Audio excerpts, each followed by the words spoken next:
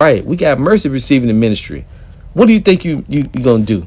You think you're gonna kill us? You gonna make us afraid? You gonna try to take something away from? We don't give a shit. We don't care. What do you? How do you scare those who don't have anything? How you gonna threaten us with taking things away that we don't even have? I'm gonna take away all your money. Ooh, ooh, take all my money. I'm gonna make you have bad credit. Ooh, you know, I'm gonna kill your flesh. Ah, damn.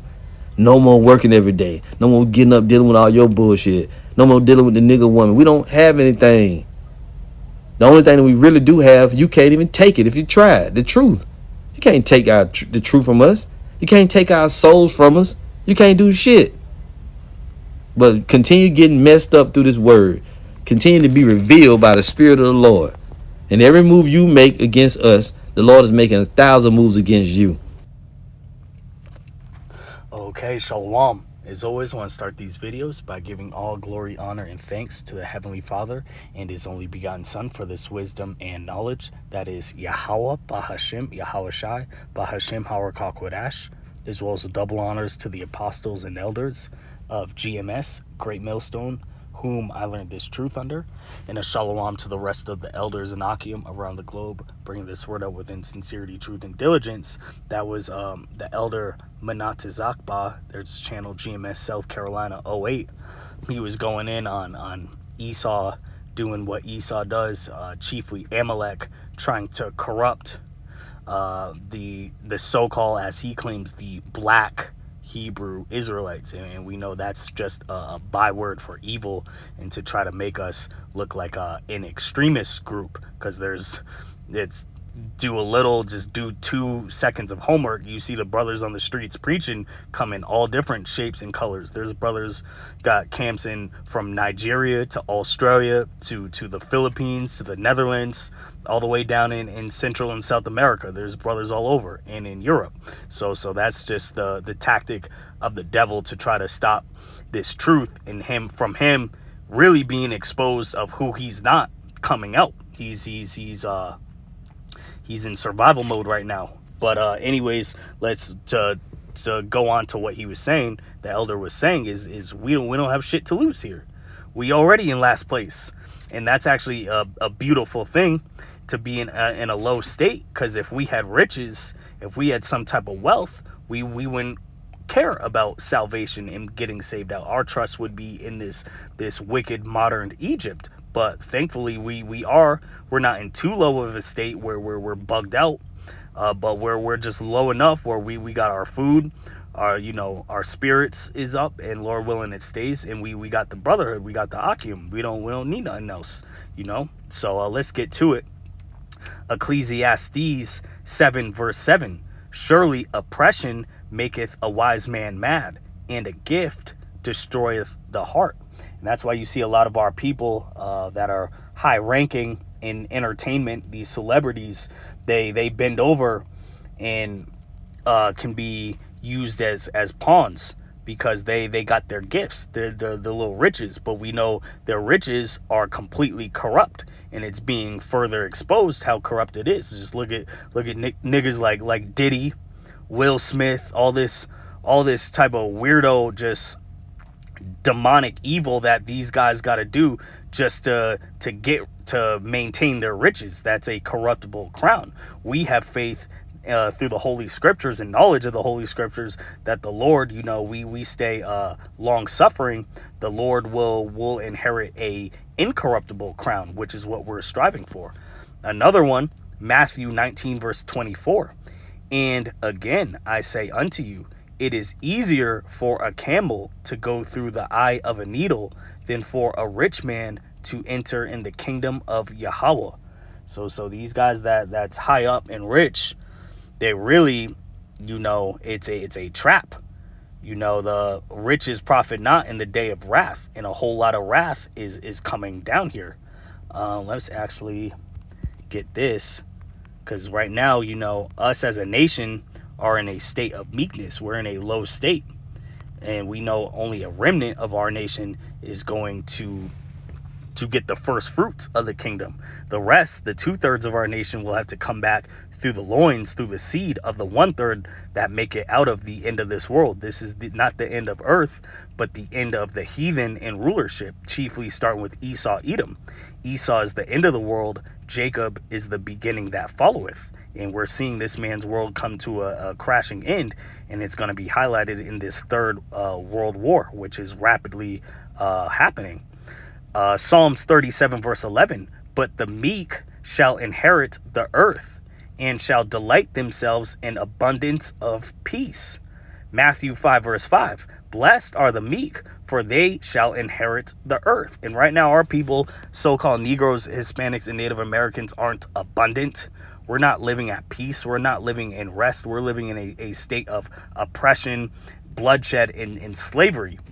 Or you get them riches and you still gonna be oppressed, and you're still a slave. So, is all bad on all sides right now. This is temporary, but we look up the definition meek. In the first one, it says enduring injury with patience and without resentment. Okay, and let's actually get that. We as men of the Lord, hopeful men of the Lord, hopeful of the elect, we have to endure hardness. 2 Timothy 2 verse 3, thou therefore endure hardness as a good soldier of Hamashiach Yahushai. Yahushai had to bear his cross, and such as the prophets of old. But the beautiful thing is where we're seeing the end.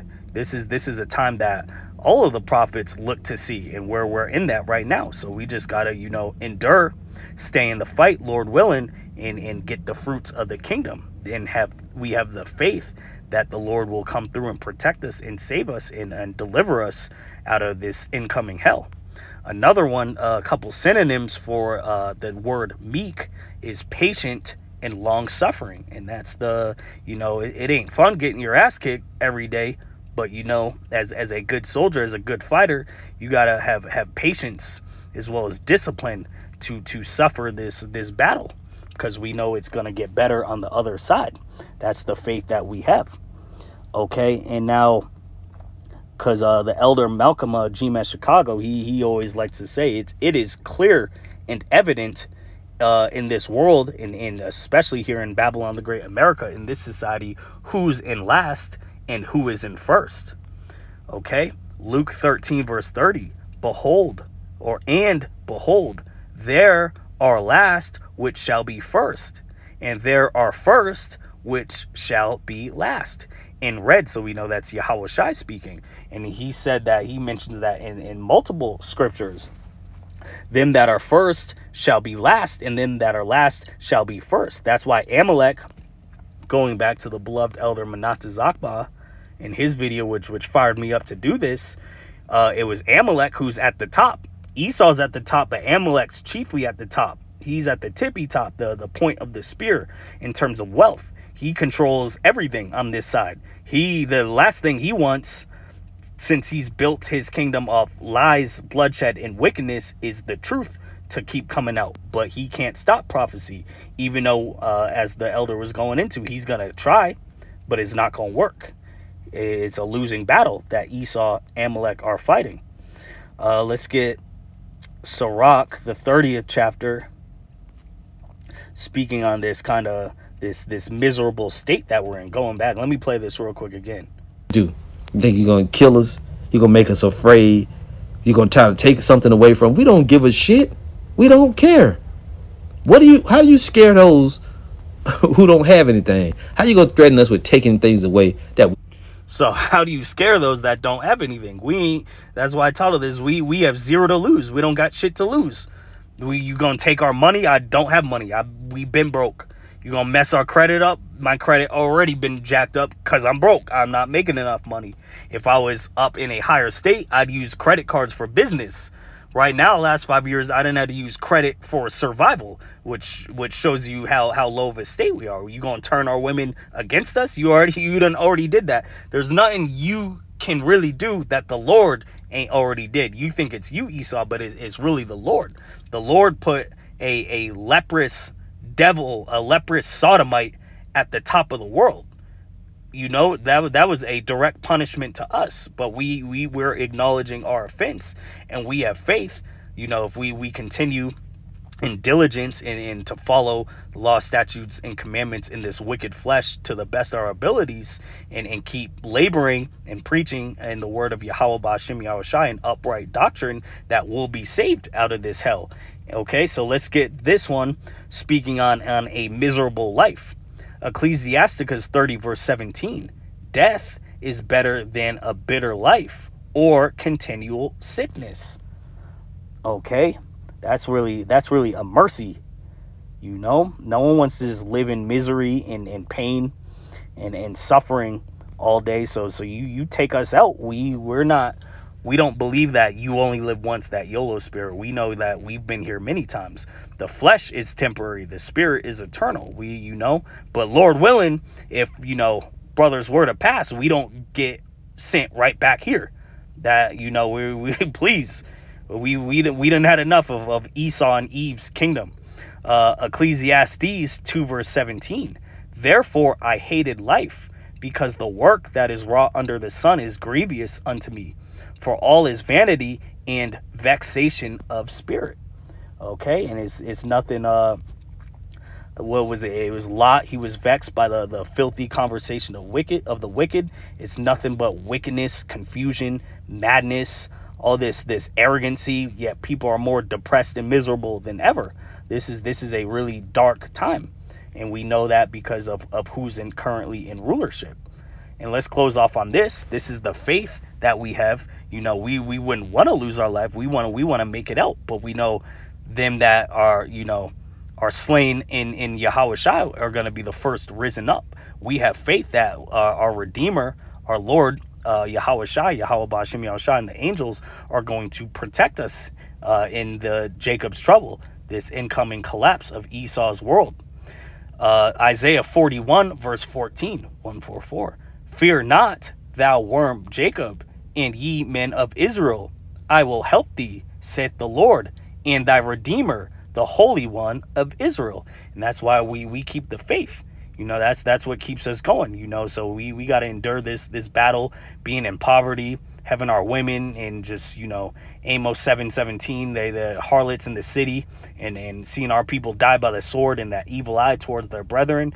But we have faith that it'll get better, and that we'll get protected out of all this evil. And most importantly, we don't have shit on this side to really to want to keep, to have us bow down to this devil when he comes with that M to the OTB and his little wicked digital system. There's nothing we have on this side that wants to keep us here, which is a blessing.